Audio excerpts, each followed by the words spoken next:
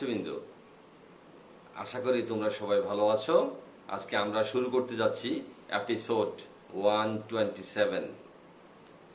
আজকের এপিসোডে যারা অংশ নিতে পারবে তারা হচ্ছে কি BBA honours in accounting third year এবং বিবিএস পাস থার্ড ইয়ারের জন্য। আর আলোচিত আমাদের বিষয় হচ্ছে কস্ট অ্যাকাউন্টিং। অনার্সের জন্য সেই কোড হচ্ছে 13-25-03 আর পাস কোর্সের জন্য 23-25-05। ওকে, এবং এই কস্ট অ্যাকাউন্টিং এর আলোচিত চ্যাপ্টারের নাম হচ্ছে কস্ট টার্মস অ্যান্ড পারপাস। আলোচিত চ্যাপ্টারের নাম কি? কস্ট টার্মস অ্যান্ড পারপাস, ব্যয় পরিচিতি ও উদ্দেশ্য।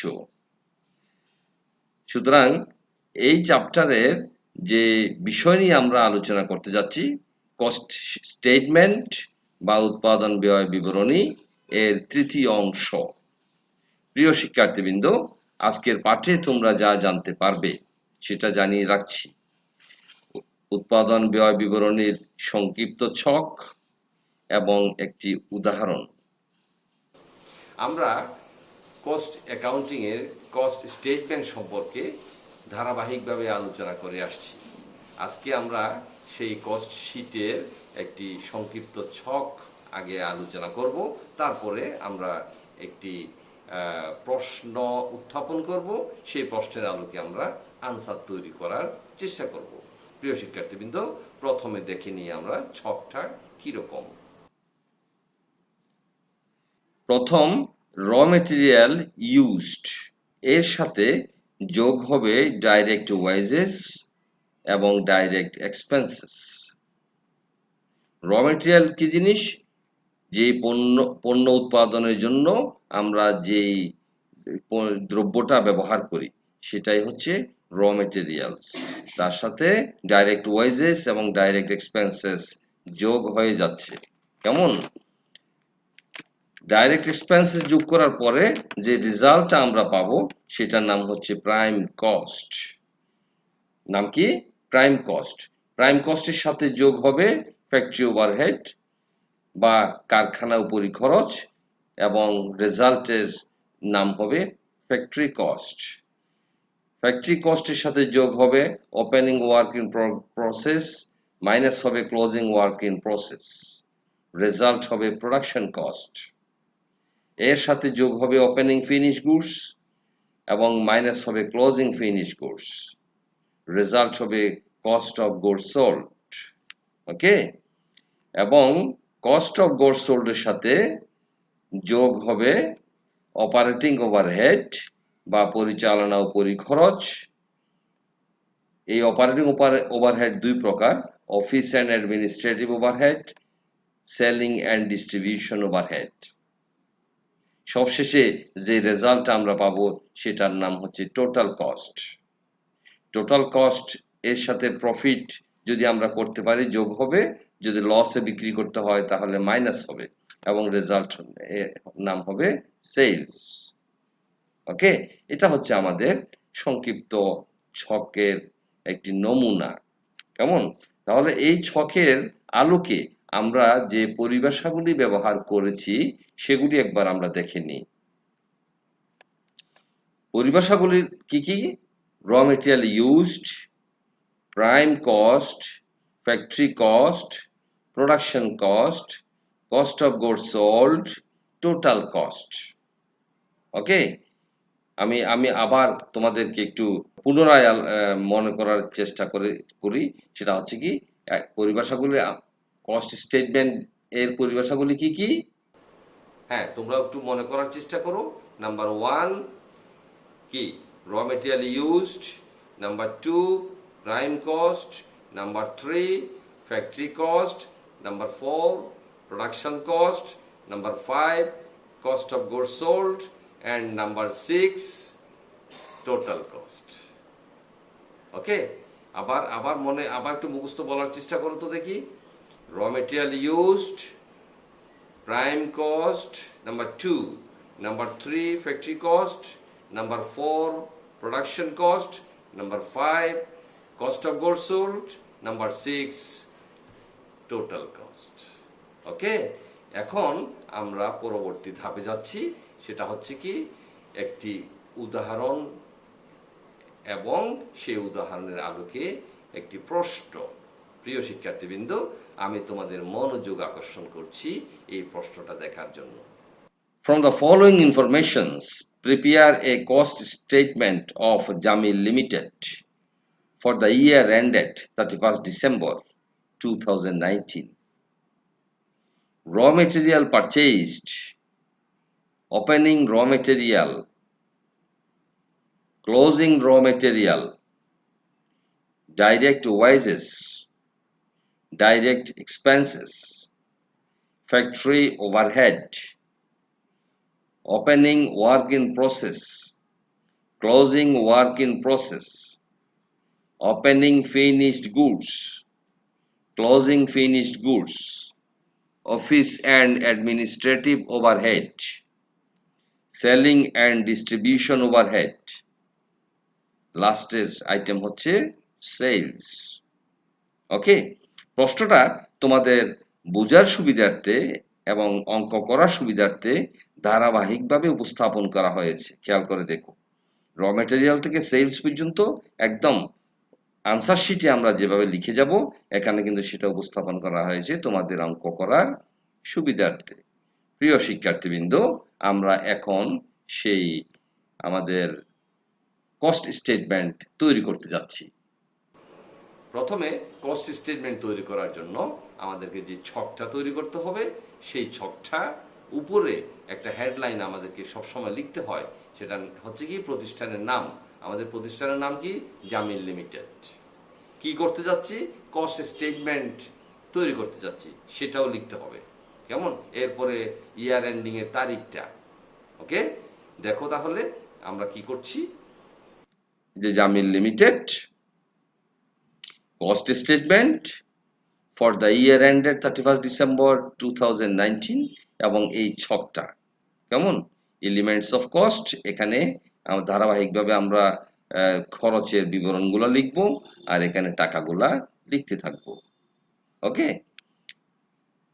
নেক্সট হচ্ছে আমরা যে অঙ্কটা করতে যাচ্ছি সেটার আনসার কিভাবে লিখব।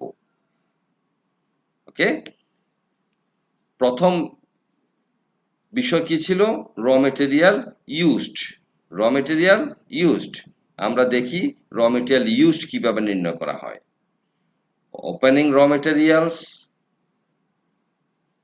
400 টাকা প্লাস র মেটেরিয়াল পারচেজড 2000 টাকা মাইনাস ক্লোজিং র মেটেরিয়ালস 200 টাকা। তাহলে রেজাল্ট হচ্ছে 2200 টাকা। এটার নামই হচ্ছে র মেটেরিয়াল ইউজড। কেমন? কত টাকার মেটেরিয়াল আমরা ব্যবহার করেছি। আমার হাতে ছিল 400, কিনেছি 2000, 2400, বছর শেষে রয়ে গেছে 200 ইকুয়াল টু 2200। কেমন? এক নম্বর আইটেমটা আমরা পেয়ে গেছি। এক নম্বর আইটেমের নাম কি? Raw material used. এটার সাথে যোগ হবে ডাইরেক্ট ওয়াইজেস 500 টাকা, ডাইরেক্ট এক্সপেন্সেস 700 টাকা। মোট কত? 1200 টাকা। 2200 টাকার সাথে 1200 টাকা যোগ করলে 3400 টাকা। এটার নাম কি? Prime cost. প্রিয় শিক্ষার্থীরা, তোমরা দেখো একটু আগে আমরা যে পরিভাষাগুলা আলোচনা করেছি, কি কি পরিভাষা কি কি ছিল? 1 নম্বর র মেটেরিয়াল ইউজড, 2 নম্বর প্রাইম কস্ট, 3 নম্বর ফ্যাক্টরি কস্ট, 4 নম্বর প্রোডাকশন কস্ট, 5 নম্বর কস্ট অফ গুডস সোল্ড, 6 নম্বর টোটাল কস্ট। কেমন? এর মধ্যে আমরা র মেটেরিয়াল ইউজড নির্ণয় করে ফেলেছি এবং প্রাইম কস্ট নির্ণয় করে ফেলেছি। তাহলে প্রাইম কস্টের সাথে আমরা যোগ করতে যাব, দেখো, ফ্যাক্টরি ওভারহেড, অর্থাৎ একটি কারখানায় কি কি উপরি খরচ থাকে। 4000 টাকা প্রশ্ন অনুযায়ী রেজাল্ট হবে 7400 টাকা। ওকে, 7400 টাকার নাম কি? Factory cost. তাহলে আমরা 3 নম্বর উপাদান পেয়ে গেলাম। 1 নম্বর আবার বলছি র মেটেরিয়াল ইউজড, 2 নম্বর প্রাইম কস্ট, 3 নম্বর ফ্যাক্টরি কস্ট। ফ্যাক্টরি কস্টের সাথে যোগ হবে opening work in process minus হবে closing work in process. Work in process কি জিনিস? গতকালকে আমরা আলোচনা করেছি, তারপরও আবার তোমাদের আলোচনার সুবিধার্থে বলছি, যে সমস্ত পণ্য উৎপাদন করতে গিয়ে সেই পণ্য সমূহের প্রসেস করতে যে ধাপে ধাপে প্রসেস করতে গিয়ে যে পণ্যগুলা বিভিন্ন অবস্থায় থাকে, সেগুলাই হচ্ছে ওয়ার্ক ইন প্রসেস। ওপেনিং ছিল 200 টাকা এবং ক্লোজিং হচ্ছে 100 টাকা, রেজাল্ট 7,500 টাকা। এটার নাম হচ্ছে প্রোডাকশন কস্ট। তাহলে 4 নম্বর আইটেম পেয়ে গেলাম। 1 নম্বর আবার বলছি র মেটেরিয়াল ইউজড, 2 নম্বর প্রাইম কস্ট, 3 নম্বর ফ্যাক্টরি কস্ট, 4 নম্বর প্রোডাকশন কস্ট। ওকে, এখন আমরা প্রোডাকশন কস্টের সাথে যোগ করতে যাচ্ছি ওপেনিং ফিনিশড গুডস, মাইনাস করব closing finished goods. Finished goods কি? আমরা যে পণ্যটা উৎপাদন করতে যাচ্ছি সেটার একদম বিক্রয়ের উপযোগী করে গড়ে তোলা, তৈরি করা, সেটা হচ্ছে ফিনিশড গুডস এর ওপেনিং, এবং মাইনাস হবে closing.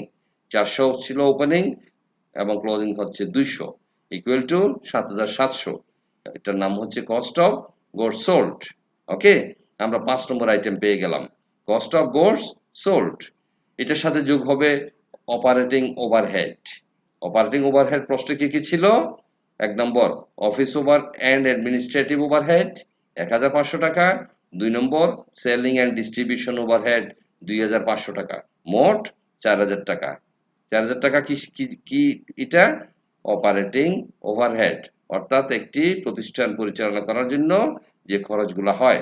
Office and administrative overhead, 2 নম্বর selling and distribution overhead. Okay, তাহলে 7,700 টাকা কস্ট অফ গুডস সোল্ড এর সাথে অপারেটিং ওভারহেড 4,000 টাকা যোগ করলে রেজাল্ট হচ্ছে 11,700 টাকা। এটার নাম টোটাল কস্ট।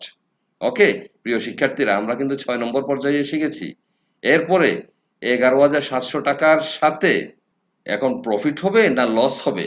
প্রিয় শিক্ষার্থীবৃন্দ, আমরা জানি আমি যদি পণ্য উৎপাদন করতে গিয়ে 5 টাকা খরচ করি, সেই 5 টাকার সাথে যদি 1 টাকা যোগ করে প্রফিট করে বিক্রয় করি, তাহলে আমার বিক্রয় মূল্য কত? 6 টাকা। ওকে, আমার এখানে কস্ট কত? 11,700 টাকা। তাহলে আমি এখন কি প্রফিটে বিক্রি করব নাকি লস দিয়ে বিক্রি করব? সেটা আমাদের নির্ভর করবে আমাদের প্রশ্নে যেভাবে আমাদের উপস্থাপন করা হয়েছে। প্রশ্নে কি বিক্রয় দেওয়া আছে নাকি দেওয়া নেই? আমরা দেখেছি যে প্রশ্নে বিক্রয়ের পরিমাণ দেওয়া আছে এবং সেই বিক্রয়ের পরিমাণ হচ্ছে 15,000 টাকা। আবার কষ্ট নির্ণয় কত হলো? 11,700 টাকা।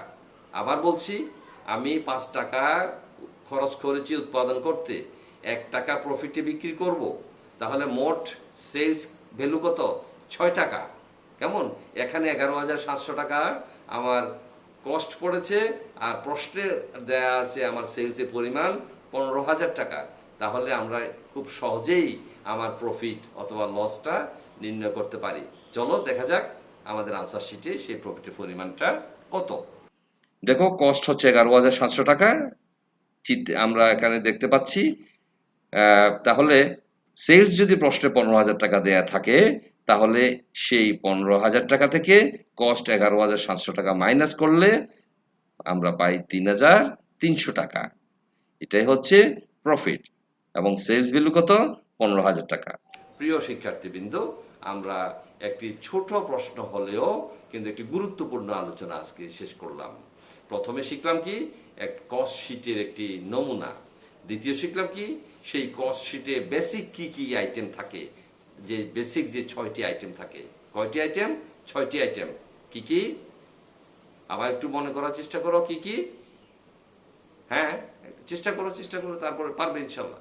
হ্যাঁ, 1 নম্বর কি? Material used. ওকে। 2 নম্বর কি? Prime cost. 3 নম্বর ফ্যাক্টরি কস্ট। 4 নম্বর প্রোডাকশন কস্ট। 5 নম্বর কস্ট অফ গুডস সোল্ড। 6 নম্বর টোটাল কস্ট। এই যে পেয়ে গেলাম, টোটাল কস্টের পরে আমাদের সেলস হয়ে যাবে। প্রিয় শিক্ষার্থীরা, আশা করি তোমাদের ভালো লেগেছে। তোমরা আরো আনন্দপূর্ণ ক্লাস পাবে এবং কস্ট শিটের এই যে আমাদের আলোচনাটা আরো ইজি হয়ে যাবে তোমাদের জন্য। তোমরা ভালো থেকো, সুস্থ থেকো প্রিয় ভিউয়ার্স এবং সম্মানিত অভিভাবকবৃন্দ। আপনারা ভালো থাকুন, সুস্থ থাকুন। আসসালামু আলাইকুম।